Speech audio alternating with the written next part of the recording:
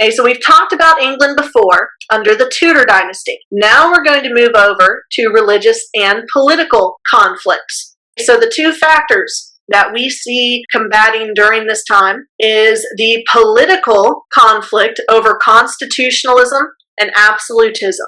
Now we know what absolutism is. It's when there's one guy in charge, the king, and what gave him the right to be in charge, to hold all that power? The divine right of kings. Exactly. So God put the king in charge, so he answers only to God, and he holds all of the power, like what we saw with Louis XIV in France under the Bourbon dynasty. Constitutionalism is a contrast to that. Constitutionalism is a representative form of government. One person does not hold all the cards. Power is shared. And in England, there was a long, long history of constitutional rule. So they had a constitutional monarchy, not an absolute monarchy. This dates all the way back to the Magna Carta in 1215, when King John was forced by the nobles to sign the Magna Carta, establishing some basic rights for the population. Then Parliament was created in 1265 to rule in tandem with the monarch, making laws. So power becomes shared between branches of government, the king and Parliament. So England, for about 500 years prior to the Stuart dynasty, had a long heritage of constitutional rule. And the last dynasty that had ruled England had been mostly constitutional and mostly Protestant. Y'all remember Henry VIII? He was the one that broke the English away from the Catholic Church. Then his son, Edward VI, is super Protestant. Then Henry's daughter, Mary I, she's super Catholic. So Protestant, Protestant, Catholic, and then Elizabeth, who rules the longest, is Protestant. Okay, so mostly Protestant dynasty that ruled with Parliament under constitutionalism. Well, who was supposed to take over after the Tudor line died? That would be the Stuart line, first with Mary of Scots. But before she could inherit the throne, Elizabeth had executed her for treason, which was a big blow to the divine right of kings. Therefore, it undermined absolutism. Now, Scotland was an absolute Catholic monarchy. Okay, so you're going to see absolutism and Catholicism go together. Like with Louis XIV, the church and the state work together to maintain the status quo. So when Mary, Queen of Scots, is executed, who's supposed to take over after Elizabeth? Well, Mary had a son, James Stuart, and he becomes James I of England. But like his mama, he is Catholic, and before he ruled England, he had inherited the throne to Scotland when his mother died. And so he's going to be Catholic, and he's going to be used to ruling absolutely. That's going to start the foundation for the English Civil War. In terms of the religious conflict, you have the age-old conflict that's been going on for over a century. Protestants versus Catholics. The king wanted absolutism, Parliament wanted constitutionalism. The king wanted Catholicism, Parliament wanted Protestantism. So there's a religious and political conflict with the Stuart dynasty taking the throne in England. Now, the Stuart dynasty was not the only absolute Catholic monarchy. They ruled Scotland, but you also have the Bourbon dynasty in France. Think Louis XIV, the quintessential example of what it means to be an absolute monarch, and the Habsburg dynasty in Spain. Now, the Habsburg dynasty had controlled the Holy Roman Empire until the Holy Roman Empire decentralized after the 30 Years' War with the Peace of Westphalia in 1648. So what we're going to see here is a trend of the power of absolutism decreasing and the power of constitutionalism increasing, especially as the Enlightenment begins, and those Enlightenment ideals by philosophers like John Locke start claiming that absolute government is not the best government. We need representative government. The people have a right to have a voice in the government. They have natural rights like life, liberty, and property. And we're going to go all in on the Enlightenment in the next PowerPoint. But this is a trend. Constitutionalism and representative government increases, absolutism decreases. Now, before the rise of constitutionalism, the word on the street was that absolutist monarchies were the way to go. Jean Bodin was one of the first to support the divine right of kings as a thesis for the best form of society. He said that we need a strong absolute monarch. If we don't have a strong government, then we don't have laws, and society collapses into pandemonium and anarchy and chaos. We need a government to enforce the laws, and that government needs to be strong, or else no one's going to listen. If there's no consequences for breaking the laws and no one to enforce them, then people aren't going to follow the rules, and society is going to get crazy. So we need a strong absolute monarch to maintain peace and stability through law and order. Absolutism is the best form of that government. And absolutism uses divine right of kings. Now, would his thesis be proven right or wrong by the French Revolution? Well, with the French Revolution, it starts when they get rid of their king. They execute their absolute monarch, Louis XVI. And following that, the French Revolution goes through a reign of terror. Now, does that sound good or bad?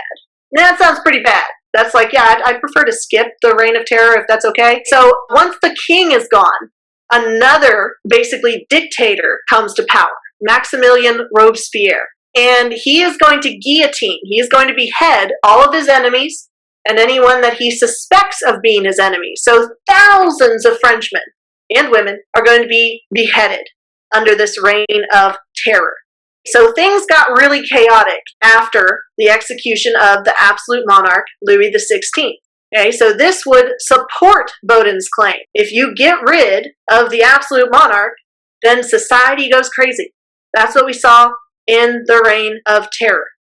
So this would be evidence supporting his thesis, the French Revolution and the reign of terror and the rise of Napoleon. We're going to see that support for absolutism is going to slowly decline during this time period, and representative government is going to become much more popular. Scotland was absolute and it was Catholic.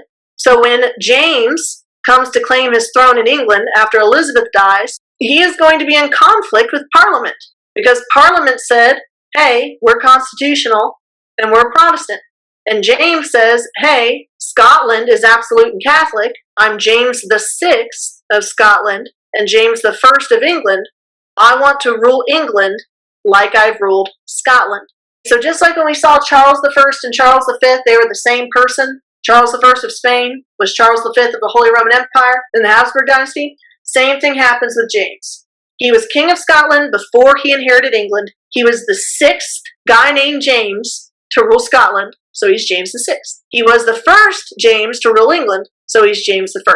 We're going to refer to him as James I to make it easier. So, the first part of this slide is the social contract theory. What is that and who came up with it? Well, Jean-Jacques Rousseau came up with the idea that humans have entered into a contract with the government. And a contract is a promise. There are obligations on both sides of that contract. This is an agreement where people give up some of their rights. Laws are created by the government and they're enforced by the government. And we have laws against murder and stealing and all of those bad things. So if we live in a natural state or the state of nature with no government and no rules, then the strongest people have all the power, which is not a great form of government for people like me, okay? Because I would be robbed immediately. I'm very, very frail. And so, as a society, we have agreed that we need laws and regulations. The government makes those laws and regulations and enforces those laws and regulations. And in exchange, we give up our right to take and steal and murder. So we give up some of our right in exchange for a promise from the government that they will give us a peaceful and stable society by enforcing law and order. So Rousseau doesn't say anything about what's the best form of government. He simply explains that this is how we came to have government. We entered into an agreement with the government to follow its rules. The people who argue what type of government we should or should not have are Thomas Hobbes and John Locke. Now, Thomas Hobbes comes first. He is going to write a book called The Leviathan. And the Leviathan is a biblical creature that's very big and very strong. And he uses this as a metaphor to explain what government should be. Government should be powerful and it should be big. So the type of government that he claims is the ideal government for a peaceful society is absolutism. He believes in absolute rule.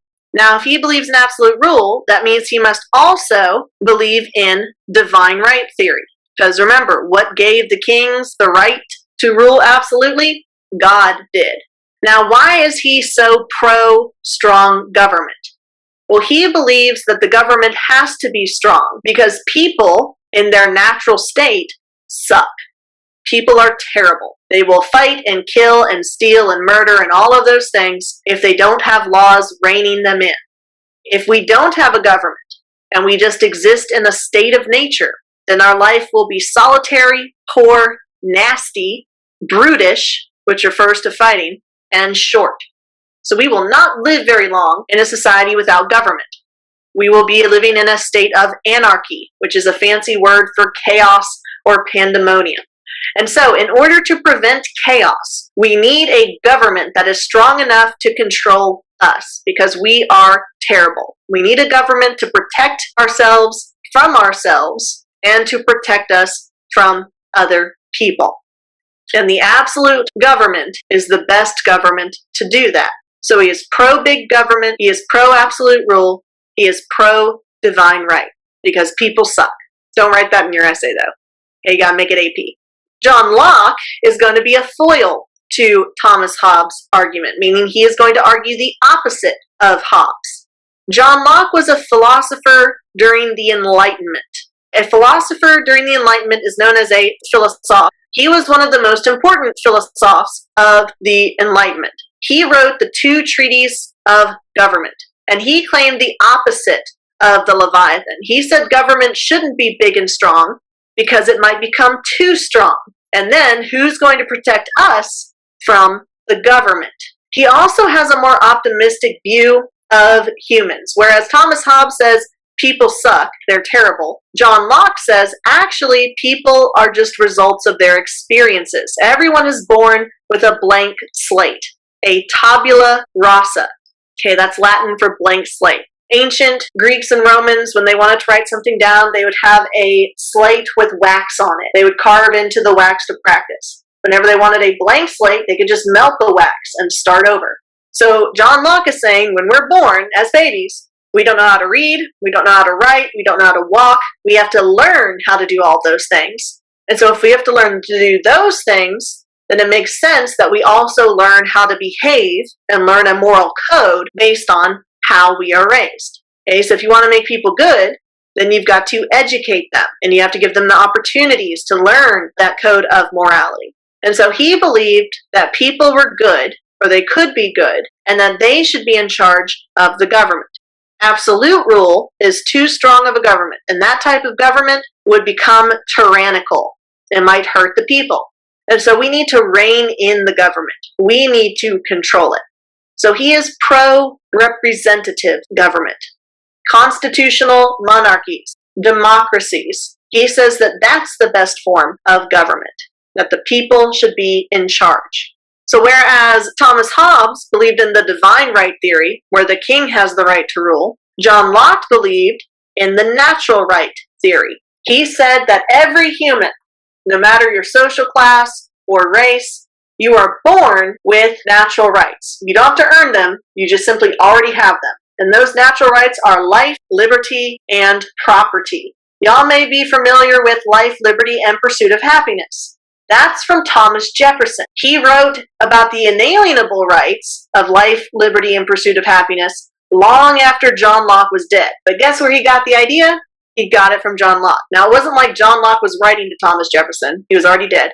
But Thomas Jefferson read his works. He read his 2 treatises of government. And so when the American Revolution occurred, Declaration of Independence was issued, Thomas Jefferson changed natural rights to inalienable rights. Life, liberty, and pursuit of happiness. John Locke's original rights were life, liberty, and property. And if the government infringes or violates any of those rights, if they start killing people or imprisoning people without cause or taking people's stuff, then John Locke says we have one more right. We have the right to rebel against a government that does not protect these natural rights, because he says that's the whole job. of the government. That's why we entered into this social contract in the first place. We as a society decided that we were going to have a government with laws and rules for the purpose of protecting these three main rights. Now, does Thomas Hobbes say we have the right to rebel? No. Under the divine right theory, God put the king in power. You shouldn't rebel against the king, and you shouldn't rebel against God. So under Thomas Hobbes' theory for absolutism, you don't get to rebel, even if times are bad or even if the king sucks. He says the government's in charge, and that's that. John Locke says we actually do have the right to rebel. So this is similar like in the Mandate of Heaven in China. In the Mandate of Heaven, if things are going well, then that means the dynasty is favored by the gods and you keep them in charge. If things are going poorly, like there's famine or war or disease, then you have the right to overthrow the dynasty. So this is similar to what we see in the Mandate of Heaven. If the government isn't doing its job, then you get to overthrow it, because you have to keep the government from becoming too strong and becoming a danger to the people. Now, why is this idea so important? Because in period 3, from the 1750s until 1900, it is going to be a key catalyst, a key cause to a number of independence movements, a number of revolutions. The American Revolution, clearly there's influence from the philosophers of the Enlightenment, because Thomas Jefferson directly gets his ideas from John Locke. They fought against what they considered a tyrannical government under King George III of the Hanover dynasty over the issue of representation in Parliament. The French Revolution is going to overthrow the absolute rule of the Bourbon dynasty with the beheading of Louis XVI and Marie Antoinette. They figured they had the right to rebel. The Latin American countries are going to overthrow their colonizers. Mexico gets independence. Brazil gets independence. All of these countries in the New World are going to become their own countries. They no longer have mother countries that they report to. Also, slavery doesn't really mesh really well with the natural right of liberty. Okay? This is not going to be just a European phenomenon. It's going to spread beyond Europe. So if every person is born with these rights, okay, and slavery takes away your rights to life and liberty, okay, then that means that these slaves have the right to rebel. And so we're going to see a series of slave revolts occur in the New World. The Maroon Wars in Jamaica are going to be led by Queen Nanny to overthrow the colonizers. Haiti is going to go through an independence movement and become its own independent nation that outlaws slavery. So in addition to the decline of absolutism and religion, we're also going to see a decline of slavery following into period 3, as we see the rise of representative government and the rise of revolutions. So now we're going to do a little bit of practice with the historical thinking skill of comparison. So when we compare and contrast, one of the best visuals to do this is the use of a Venn diagram. 2 overlapping circles with similarities represented in the center and differences where they don't overlap. So over here, I'm going to put John Locke, and over here, I'm going to put Thomas Hobbes. And then we're going to fill in this chart together. So tell me, in the chat or verbally, what are some similarities or differences between these 2 important thinkers? They both believed a government is necessary. Government is necessary. What is that theory called? Social contract theory, which Jean-Jacques Rousseau extrapolated on. All right, someone in the chat said Hobbes is pro-absolute rule, so absolutism. If Locke is the opposite of Hobbes for his belief systems, if Hobbes was pro-absolutism as the best form of government, then what did Locke say was the best form of government? Yeah, democratic or representative, sometimes in a constitutional monarchy. So representative government. Now, one of the key factors of absolutism is what gives the kings the right to rule absolutely. Okay, so what is that theory that allows kings to rule with 100% power? The divine right of kings. John Locke didn't believe in divine right. What kind of rights did he believe in? Natural rights, good, which were life, liberty, and property. And if the government infringed upon those rights, you also had the right to rebel. Excellent. Do you have the right to rebel under absolutism? No, you do not. Now, why did Hobbes believe that we needed a strong government? People are naturally bad. To protect people from each other.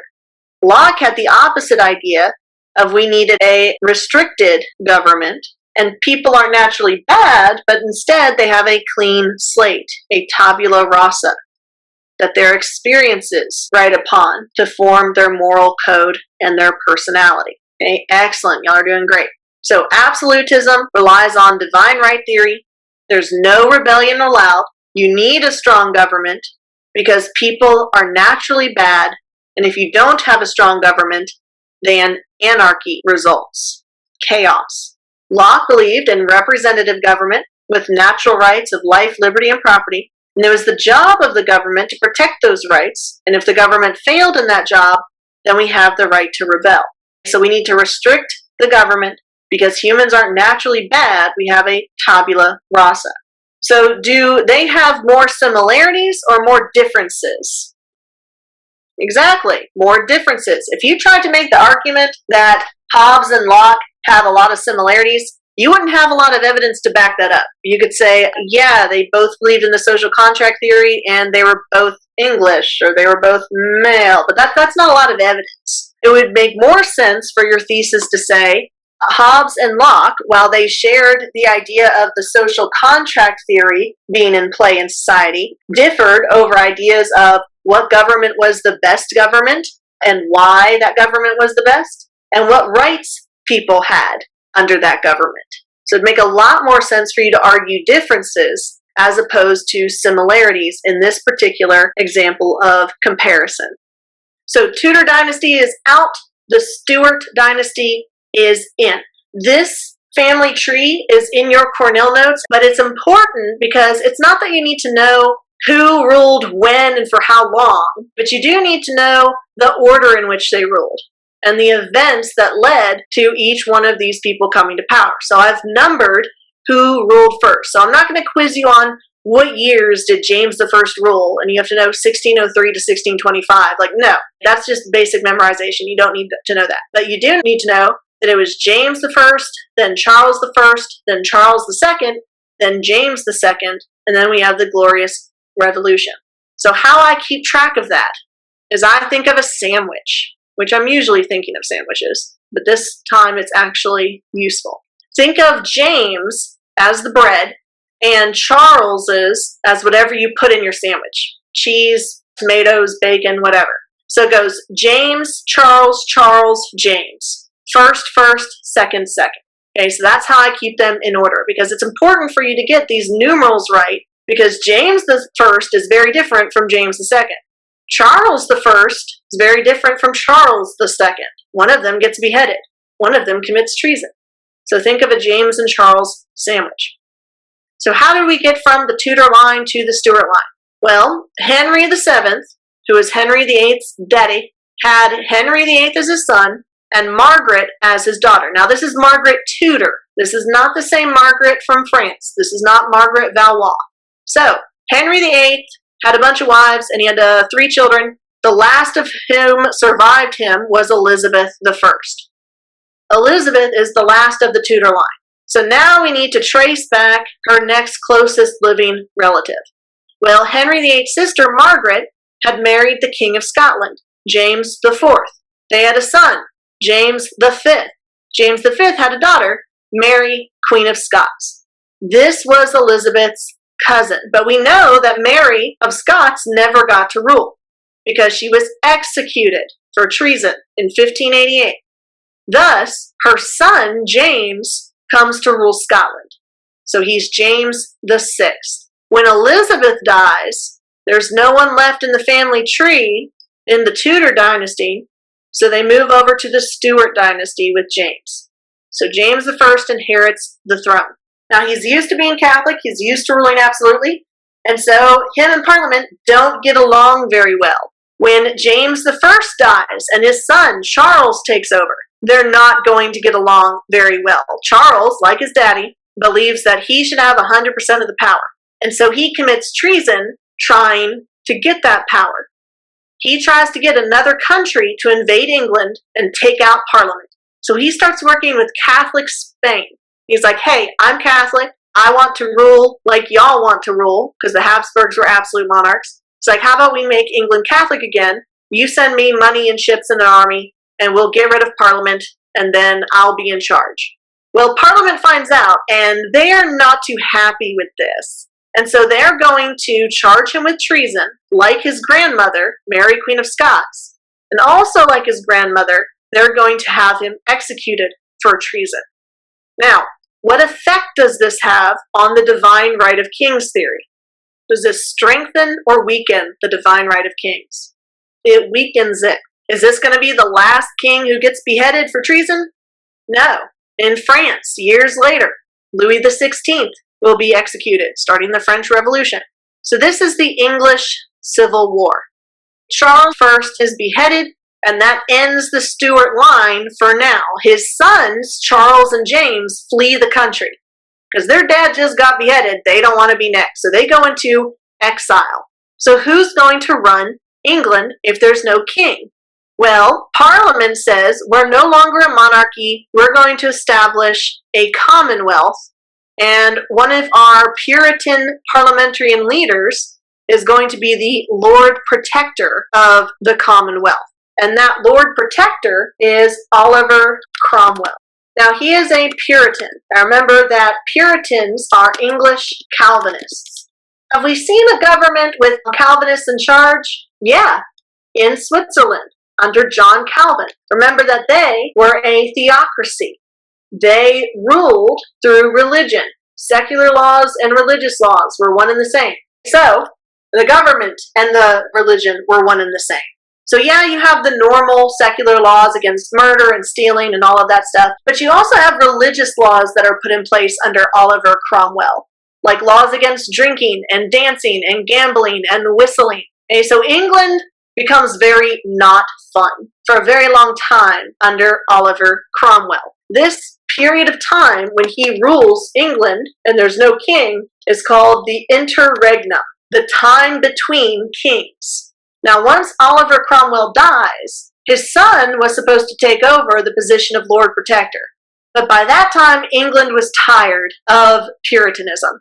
And so they tell Oliver Cromwell's son, you need to get out of town because we're not going to let you rule. And then if they don't have a Lord Protector, who do they have ruling England? Well, this is when they mail Charles II. That must have been a really interesting letter, right? Hey, how are you? How's your dad? Oh wait, yeah, I killed him. By the way, so we kind of have an opening for King of England, and we'd really like you to strongly consider this position. Would you mind coming back and being king? Okay, now you'd think if someone killed your dad for ruling England as an absolute ruler, then maybe you wouldn't want to take that position. But Charles II learned from his dad's mistake and was like, okay, I will come back and be king. This is called the Restoration. The restoration of the Stuart dynasty. Oliver Cromwell is out, and we're back to having a monarchy, but it's a monarch that rules with Parliament. And Charles II is going to be pretty chill. He's going to open up the dancing halls, open up the bars and the pubs, and no more Puritan rule. But Charles II doesn't have any children with his wife. The only child he has is an illegitimate child that cannot inherit the throne. So when Charles II dies, the throne doesn't go to his sisters, it goes to his brother, James II. So James II isn't like Charles II at all. He's a lot more like his granddaddy and his daddy. He believes, like James and Charles I, that he should rule with absolute power. So Parliament is ticked off by this again, and they're like, oh, Lord, the Stuart dynasty. We got one good king out of all of them so far. What do we do about James II? Well, they don't want to kill him because it didn't go so well when they killed Charles I. And so they decide, well, we don't want to get rid of a monarchy. We just want to get rid of this specific monarch. What if the next person in line took over? And so they message his daughter, Mary, who had gotten married to her cousin, the King of Netherlands, William of Orange. And Parliament sends them a letter saying, hey, if you raised an army and invaded England and overthrew your dad, we would totally be cool with it. XOXO. So they're basically committing treason. But remember, it's only treason if you get caught. Charles I, if he had been successful in invading England with his Catholic forces, then there would be no parliament to charge him with treason. But he got caught, and therefore he died. Parliament didn't get caught. They were successful. William and Mary were like, bet, we're going to be right there with our army. And they raised an army and invaded England in the Glorious Revolution, also known as the Bloodless Revolution, because it wasn't like Parliament was raising an army to fight William and Mary. They wanted them to come in and take over. So James II flees England, and he goes into exile. He tries to raise an army to come back and take his throne, but he's never successful at doing so. So they don't kill James II, they just kick him out. And so, well, now that he's exiled, William and Mary take over as joint rulers, king and queen, and they rule with Parliament. However, they have no children. So when they die, their next closest living relative is Mary's sister, Anne. So Anne becomes Queen Anne, but she also has no heirs. The Stuart dynasty is over when Anne dies with no children. So that means they have to go through the family line to find the next closest living relative. That moves us over to the Hanover dynasty, the first king of whom is going to be George I. So he takes over the Hanover dynasty after Queen Anne dies. Then we get George II. Then we get George III. George III is actually the king who's in charge of England when the American Revolution happens. So that King George. Then we have King George IV. And eventually we get Queen Victoria of England, whose children are going to rule almost all of Europe. Like every monarch is going to be related to her in some way, which means a lot of power, but it also means a lot of genetic abnormalities like hemophilia that gets passed down through the royal lineage because of all the inbreeding. So it's important to remember how we got from the Tudor dynasty to the Stuart dynasty, the order of the Stuart dynasty, James, Charles, Charles, James, William and Mary, Anne, and then the Hanover dynasty. And all of these events, like the English Civil War, the Restoration, and the Glorious Revolution that happened during the Stuart dynasty. So how did this Civil War begin? Well, the Stuart monarchy wanted to be Catholic and absolute. Parliament wanted to be Protestant and constitutional. Okay, now remember, England had a long history of constitutional rule, so it wasn't like they were being unreasonable. James came in and they were like, hey, this is how we do things. We do things differently. And James I said, actually, no, I want to do what I want.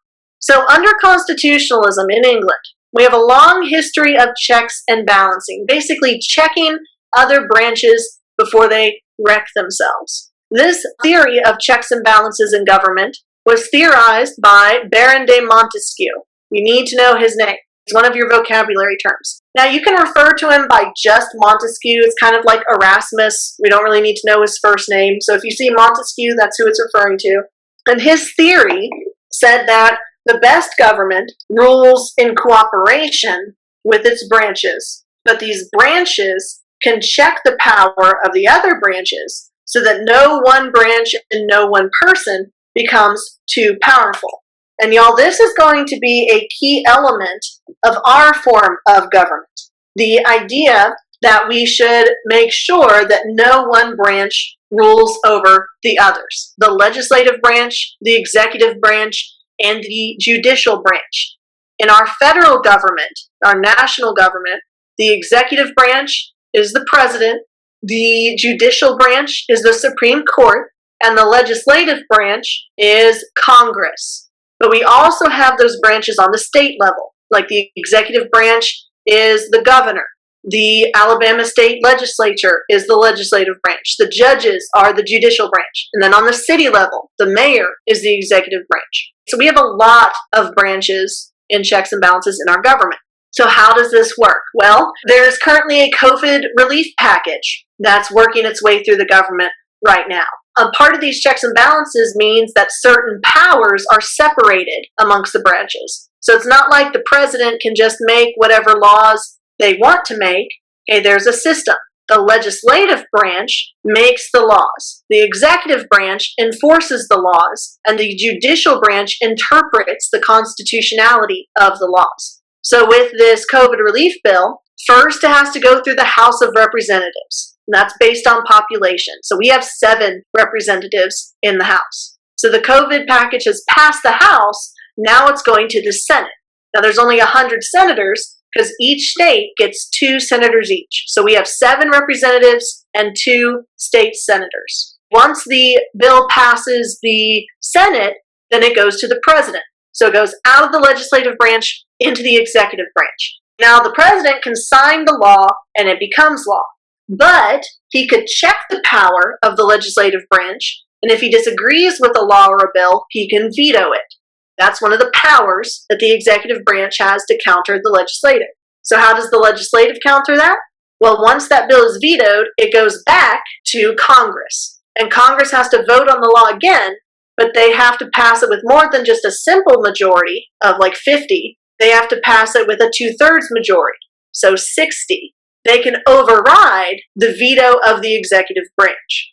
When it comes to the Supreme Court, the president nominates people for the Supreme Court, but the legislative branch, Congress, confirms those nominations to the Supreme Court. Okay, so we see those checks and balances throughout government, making sure that the different branches have to work together and making sure that no one branch of government can rule over the country by itself. Now, in England, that was through the monarch and parliament ruling together. England had a parliament dating back to 1265. Scotland didn't have a parliament. So when James I came in, he was like, yeah, no, I don't need parliament. I'm just going to do my thing. So when his heir, Charles I, came to power, Parliament was like, yeah, no, we've got to rein this guy in. So they passed the Petition of Right in 1628, limiting the power of the king. They said you can't make your own taxes, you can't charge taxes and get revenue from it, you can't imprison people unless they break a law, and you can't force people to house soldiers without the house owner's permission. Okay, that's what quartering soldiers means. It means the king says you have to have people live in your house that you don't know because they're his soldiers, and you have to feed them and supply for them. So this power of the purse is the most important power that they tried to take from the king. They tried to control the finances of the government, saying the king can't make taxes on the people, only Parliament can levy taxes on the people. So trying to limit him economically. Now, Charles I is forced to sign it, but he ends up ignoring it anyway. He tries to levy taxes, he tries to raise money, he tries to get someone to invade England, which is going to result in him losing his head when he's charged with treason, thus starting the English Civil War and the interregnum, the time between kings. Charles II is going to be like, okay, I want to be king, and in order to do that, I have to be chill. I have to not tick off Parliament. I have to not be an absolute monarch. And he's okay with that. His brother, James II, not so much. So to see this basically on a timeline, Elizabeth dies, the Stuart line begins. James I rules, he's not well liked. Charles I rules, he's disliked so much that he's beheaded for treason. This starts the English Civil War, also known as the interregnum, or the time between kings, from 1649 to 1660. They didn't have a king, but they did have a Lord Protector. So the divine right theory is on its way out. Charles I is not going to be the last monarch of Europe to be executed under treason. Louis XVI, years later in France, is going to face the same fate. Oliver Cromwell establishes a theocratic commonwealth that is Puritan. England eventually gets tired of it, so they invite Charles I's son to come rule, and he's super chill. That's the restoration of the monarchy. His brother is not as chill, and so that starts the Glorious Revolution. When William and Mary invade, Mary becomes Mary II, William becomes William III of England, and Parliament is going to increase its power. They do this through the Act of Settlement in 1701. Okay, so the Glorious Revolution took a year. This isn't how long William and Mary ruled. They ruled for longer than that. It's just the whole war setting up this new government took time. So the Act of Settlement in 1701 made it illegal for a Catholic to inherit the throne. Parliament's like, we can't do this whole Catholic king thing. William and Mary were Protestant because even though Mary was the daughter of James II, she married the Protestant king of the Netherlands. So she converted to Protestantism. And so Parliament said, we're not doing Catholicism anymore. It's Protestant or bust. We're going to make it illegal for Catholics to inherit the throne. Now, if this act of settlement had been in force when Elizabeth I died, then the Stuart dynasty never would have ruled England. Okay? They would have searched and searched for a Protestant heir who superseded the Catholic claim. Okay? So from now on, you have to be Anglican or at the very least Protestant if you're going to rule over England, because they don't want a repeat of the religious struggles and the political struggles that they had with Catholic monarchs being in charge. Parliament's also going to pass the English Bill of Rights, which again is going to increase representative government. It's similar to our Bill of Rights, giving the people more power and more protection from the government. So absolutism and Catholicism in England is silenced by Parliament. Parliament ends up winning out in the English Civil War. Now, this chart is also in the lecture series on Schoology, and again, it just goes through the sequence of events. You have the James-Charles sandwich. James, Charles, Charles, James. First is James, then is Charles I. He is beheaded, which leads to the English Civil War, the interregnum, the time between kings. Oliver Cromwell becomes the Lord Protector and establishes England as a commonwealth. Eventually, people get tired, and so they restore the Stuart dynasty to rule in the Restoration. Charles II was chill. James II, not so much. So Parliament has him thrown out in favor of his daughter and her husband ruling, Mary II and William III of Orange. They rule for a few years, but they die without any children. So the next closest relative is Mary's sister, who becomes Queen Anne I. When Queen Anne dies without any children, that ends the Stuart dynasty and starts the Hanover dynasty, which is the dynasty that's going to be in charge of England during the American Revolution with King George III.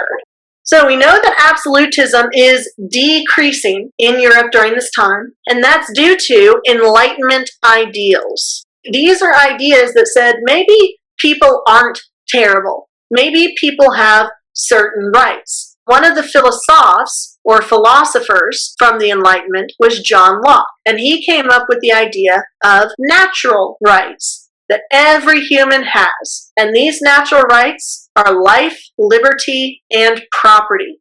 I know y'all are probably more familiar with life, liberty, and pursuit of happiness, but that's Thomas Jefferson. Thomas Jefferson comes years later. But he's influenced by John Locke's ideas. When Jefferson writes the Declaration of Independence, John Locke is long dead, but his ideas from the Enlightenment have spread. So Thomas Jefferson takes the ideas of life, liberty, and property and changes them to life, liberty, and pursuit of happiness. Okay, now John Locke says the government cannot take these rights. Well, slavery would say otherwise. The Portuguese government instituted the slavery in Africa, the Hacienda.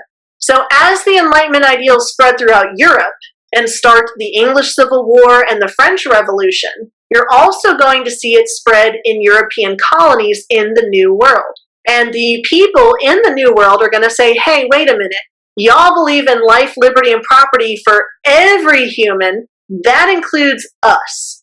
So this is going to start revolution. Former enslaved peoples in the Caribbean and in the colonies are going to fight in order to gain their freedom based on these Enlightenment ideals. One illustrative example of this is in Jamaica with the Maroon Wars. Maroons were former slaves who had escaped from the colonies and lived outside of the colonies in settlements. So groups of escaped peoples had formed communities outside of the European colonies in the New World. Well, eventually they became large enough and powerful enough to overthrow the colonizers. So Queen Nanny was the leader of the Jamaican Maroons. She led them to victory in overthrowing the European colonizers and making Jamaica an independent country.